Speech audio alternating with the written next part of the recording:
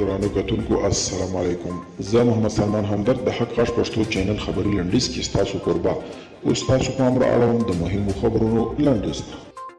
د پینټاګون مشر تیره اونۍ د سیمې په سفر وتلی.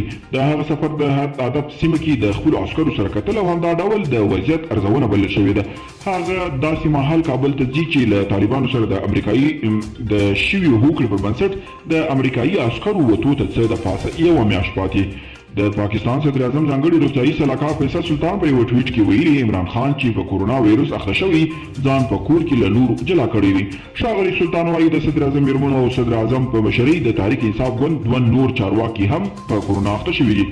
ترکیه د سوریې په شمال کې د کورد ملیشو تر کنټرول لاندې سیمه بمبار کړې ده. سوریې د بشري حقوقو څار ډلې وایي د سوریې د شمال پر هغه ساحه چې د کورد ملیشو په کنټرول کې ده هوایي حمله د سوري پسرلي تر عملیاتو وروسته لومړۍ حمله ده. ترکیه دغه پوځي عملیات د 2019 کال اکتوبر میاشت کې د خپلو سوریایي متحدانو په همکارۍ پیل کړي وو او برما کې امنیتي ځواکونو د مظاهرچیانو په وړاندې له سخت فشار، ربړي مرمیو او شلن ګازو کار اخیستی. دغه تاوتریخوالي بیا هم د سلګونو ډاکټرانو او نرسانو مخه نه ده نیولې چې سختي خولي یې پر سر کړې وي او د سان سوچي عکسونه یې له ځان سره لیږدول.